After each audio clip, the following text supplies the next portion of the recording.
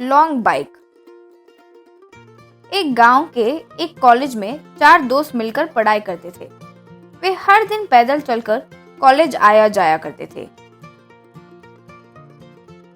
एक दिन उनमें से एक राम, दोस्तों, हम हर गर्मियों की छुट्टियों में कहीं ना कहीं काम करके कुछ पैसे कमाते थे ना। सोमू, हाँ यार, इस गर्मियों की छुट्टियों में कहाँ काम करें, किसके पास काम करें। सीनू, इस बार मिले पैसों से हमें किसी भी तरह बाइक खरीदनी होगी। हर दिन इतनी दूर पैदल चलना बहुत मुश्किल हो रहा है। रवि, हाँ, सही कह रहे हो। इस बार पैसे अच्छे से बचाकर हम एक बाइक खरीद लेंगे। उस गांव में किशन चंद नाम का एक व्यापारी हुआ करता था। वो बहुत बड़ा धोखेबाज और चालाक था। गर्मियों की छुट्टियां आ गई तो चारों दोस्त मिलकर किशन चंद के पास आए। श्रीमान, हमें 2 महीनों की छुट्टी मिली है कॉलेज से। अगर आपके पास कोई काम मिल जाता तो अच्छा होता, ये सोचकर आए हैं। तुम लोगों को देखकर बहुत अच्छा महसूस हो रहा है। बाकी के कॉलेज के बच्चे छुट्टियों में सिनेमा, पब वगैरह में एंजॉय करते हैं, लेकिन तुम लोग काम के लिए आए हो। बहुत खुशी हुई। वैसे कमाए हुए पैसों से क्या करना चाहते हो? हमें हर दिन कॉलेज पैदल जाने में तकलीफ हो रही है श्रीमान, इसलिए उन पैसों से हम सब अपने लिए एक एक बाइक खरीदने की सोच रहे हैं। बहुत बढ़िया विचार है। 2 महीने मेरे पास काम करो, तुम लोगों को बाइक खरीदने की जरूरत नहीं पड़ेगी, क्योंकि मैं खुद तुम लोगों को बाइक दूंगा। ठीक है ना? वे बहुत खुश होकर उसे नमस्ते किए। इस तरह वे बोरियां उठाना, खेती करना, कुएं से पानी निकालना, साइकिल पर किराना उठाकर लाना, यूं कई काम करने लगे। वे जितना भी काम करते थे, बगल में ठहरकर किशनचंद और करो कहता रहता था। इस तरह 2 महीने पूरे हो गए। एक दिन रवि, श्रीमान, जैसे आपने कहा, आपके पास मैंने 2 महीना काम किया। हमें बाइक अगर दे दोगे तो हम निकलते हैं श्रीमान। तुम लोगों ने तो एक भी काम ढंग से नहीं किया।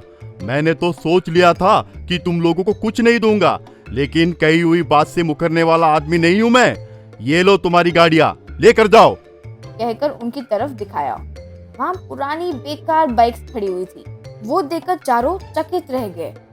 ये क्या अन्याय है? वे पुरानी गाड़ियां हैं, चलेगी भी नहीं। हम उनका क्या करेंगे? चलेगी नहीं तो धक्का मारकर इस्तेमाल करो रे। मैंने ये कहा था कि बाइक्स दूंगा, लेकिन नई पुरानी ऐसे कुछ नहीं कहा था ना। जाओ, ज्यादा बात किया तो पुलिस को बुलवाकर अरेस्ट करवा दूंगा, ध्यान रहे, कहकर उन्हें डराया। बेचारे कुछ ना कर सके तो चारों बाइक को धक्का मारते हुए वहां से चले गए। वो किशन चंद ने हमारे साथ बड़ा धोखा दिया। उसके दिए एक एक बाइक की एक एक प्रॉब्लम है। मेरे पास एक उपाय है। हम बाइक्स के अच्छे काम करने वाले पार्ट्स को मिलाकर एक लॉन्ग बाइक बना सकते हैं ना। वो उपाय सबको समझ आ जाने से चारों मिलकर एक लॉन्ग बाइक तैयार किए। जब भी वे उस पर जाते तो गांव के सारे लोग हैरान होकर देखते रहते। कॉलेज में भी सब हैरानी से देखने लगे। एक दिन किशनचंद कार में कहीं जा रहा था तो अचानक उसे हार्ट अटैक आ गया। वो स्टीयरिंग पर ही गिर गया। कार फिसलकर एक पेड़ से टकराकर रुक गई। इतने में ही चारों वहीं रास्ते से गुजर रहे थे तो उसे देखे। तुरंत किशनचंद को अपने बाइक पर बिठाकर हॉस्पिटल लेकर गए। डॉक्टर के इलाज करने के बाद किशनचंद फिर होश में आया। सही समय पर आकर मेरी जान बचाए। तुम लोगों का यह एहसान मैं जिंदगी भर नहीं भूलूंगा। जितने भी पैसे कमाओ क्या फायदा, सही समय पर इलाज करने के लिए अगर वो पैसे काम भी ना आए तो। मैंने तो तुम लोगों के साथ बहुत अन्याय किया, फिर भी तुम लोगों ने बड़ा दिल रखकर मुझे बचाया। ये लो, उस समय जो मुझे देने चाहिए थे तुम लोगों का ये पैसा, तुम्हारा हक, कहते हुए पैसे दिए। श्रीमान, इन पैसों से हमें बाइक नहीं खरीदनी है, गरीबों में बांटने की सोच रहे हैं। और अब तो बाइक खरीदने का विचार भी नहीं है, क्योंकि इस लॉन्ग बाइक से हमारी दोस्ती और गहरी हो गई है। इस तरह चारों उस लॉन्ग बाइक पर खुशी से घूमते भी थे और अच्छे से कॉलेज जाकर पढ़ाई भी करने लगे। Air cooler. उनका नाम श्याम और जॉनी है। दोनों साथ में चोरी करते थे। जॉनी बौना था। एक बार जॉनी श्याम से, भाई खजाना पूरा खाली हो गया, हमारे तय किए अनुसार हम चोरी साल में एक ही बार करेंगे और पूरा साल उस चोरी से मिले पैसों के साथ बिताएंगे। सच है, लेकिन आजकल कोई घर पर पैसे ही नहीं रख रहे, सब डिजिटलाइजेशन हो गया है। और चेन स्नैचिंग करने देखे तो जहां देखो वहां सीसीटीवी कैमरा लगे हुए हैं। कोई ऐसा तरीका देखना होगा जिससे हम सीसीटीवी से भी ना पकड़े जाए। भाई आइडिया, परसों मेरा दोस्त अलमीरा के अंदर छिपकर जो चोरी किया ना, वैसे कुछ करे।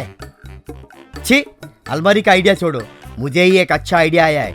सुनो, हम एयर कूलर सर्विस करने वालों की तरह जाएंगे। मैं तुम्हें उस कूलर के अंदर रखूंगा, तुम कूलर में बैठकर पूरा दिन निरीक्षण करो और रात होते ही चोरी करके कूलर के अंदर छिप जाओ, तब हमें कोई नहीं पकड़ पाएगा। उन दोनों को आइडिया अच्छा लगने से वे कूलर वाले घर की खोज करने लगे।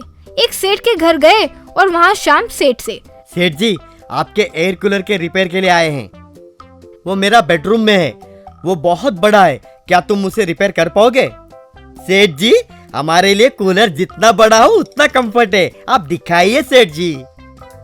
इस तरह श्याम मरम्मत करने का नाटक कर रहा था और जॉनी किसी को दिखे बगैर कूलर के अंदर छिप गया। शाम को सेठ पूरा सोना एक छोटे से लोहे के बक्से में छुपा दिया। ये सब जॉनी कूलर के अंदर से देखा और शाम को तुरंत फोन मिलाया और कहा, मुझे पता चल गया कि सोना कहाँ है, रात में चोरी कर दूंगा, तुम सुबह आके मुझे इस कूलर से निकालो। उस रात जॉनी कूलर से बाहर आया, लोहे के बक्से से सारा सोना चुरा लिया और वापस कूलर के अंदर चला गया। अचानक गर्मी के कारण सेठ नींद से उठकर, वाह बहुत गर्मी है, सोचकर कूलर चालू किया। अंदर जॉनी, अरे बाप रे, ये कूलर ऑन कर दिया रे, सोचकर कुछ न कर पाने के कारण यूं ही खड़ा रहा। कूलर का पानी जॉनी के सर पर गिरने लगा। सुबह सेठ नींद से उठकर, अयो अयो, मेरा पूरा सोना गायब हो गया, कहते हुए चिंतित हो गया। इतने में जॉनी कूलर से अच्छे ये जोर से छींका। वो आवाज सुनकर सेठ, अरे ये कौन छींका? कहते हुए इधर उधर ढूंढने लगा, लेकिन कोई नहीं मिला। जॉनी अंदर जोर से कांपने लगा। अरे सेठ, जल्दी से कूलर बंद करो, मैं यहाँ कांप रहा हूँ। इतने में जॉनी दूसरी बार जोर से छींका और सेठ को डर लगने लगा। सेठ तुरंत, अरे लाला, प्यारा, मोटू, छोटू सब आओ, कहते हुए पुकारने लगा। लगता है घर पर भूत है और वो चीख रहा है। इतने में जॉनी फिर से छींका। सब बाप रे भूत, कहते हुए वहाँ से भाग निकले। सेठ तुरंत एसआई को फोन किया और उसे सब कुछ बताया। एसआई तुरंत घर आया और क्या भूत ने छींका? कहते हुए पूरा घर ढूंढने लगा।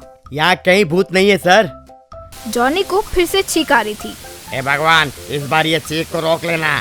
यूं वो सोच ही रहा था, हाँ अच्छे। यूं छींका।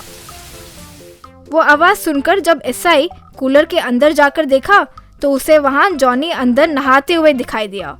कूलर से जॉनी को बाहर लेकर आया और जॉनी के साथ साथ वो शाम को भी गिरफ्तार किया। उसका नाम गुरुनाथ देसाई। उसे बाइक्स बहुत पसंद थे।